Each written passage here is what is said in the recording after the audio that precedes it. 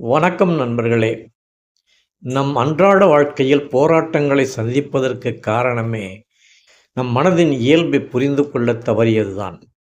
ஆயிரக்கணக்கில் நம் மனதில் எண்ணங்கள் தோன்றிக் கொண்டே இருக்கும்.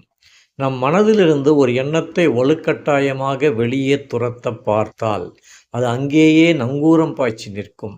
அது நம் மனதின் அடிப்படை குணம். நம் மனதில் கூட்டலும் பெருக்கலும் நடக்குமே தவிர கழித்தலோ வகுத்தலோ ஒருபோதும் நடப்பதில்லை.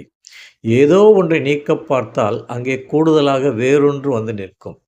ஒரு குறிப்பிட்ட எண்ணத்தை நம் மனதிலிருந்து வெளியேற்ற முயற்சி செய்யாமல் அதைவிட உயர்ந்த ஒன்றில் கவனத்தை வைத்தால் தேவையற்றது தானாக மறைந்துவிடும்.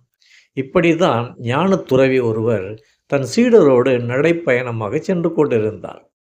அப்போது அந்த வழியில் நதி ஒன்று குறுக்கிட்டது.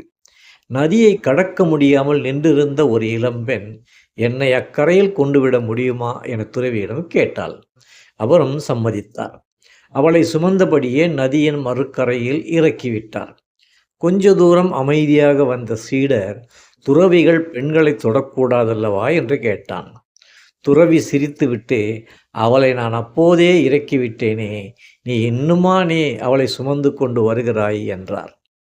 துறவி என்றால் இப்படித்தான் இருக்க வேண்டும் என்று வரைமுறைகளை வகுத்து கொண்டேன். அவற்றை விரைப்பாக கடைப்பிடிப்பதால் மட்டும் ஒருவர் துறவியாகிவிட முடியாது. துறவியாக இருப்பதற்கு ஒரு பெண்ணை தொடக்கூடாது என்ற சபதம் எடுத்துக்கொண்டு செயல்பட முடியாது. அந்த துறவி உதவி செய்தபோது அது ஆணா பெண்ணா என்பதில் கூட அவர் கவனம் வைத்திருக்க மாட்டார். பெண்ணை தவிர்க்க வேண்டும் என நினைத்த இளம் துறவிதான் அதிலேயே சிக்கிப்போய் அந்த பெண்ணை வழிநடுக தன் மனதிலே சுமந்து கொண்டு வந்திருக்கிறார். மலை உச்சிக்கு போக வேண்டும் என்றால் அடிவாரத்தை கடந்துதான் போக வேண்டும். ஆனால் உச்சியின் மீது நம் கவனம் முழுமையாக இருந்தால் அடிவாரத்தை கடந்து போகையில் அங்கே என்னென்ன குப்பைகள் கிடக்கின்றன என்பதில் நம் கவனம் போகாது.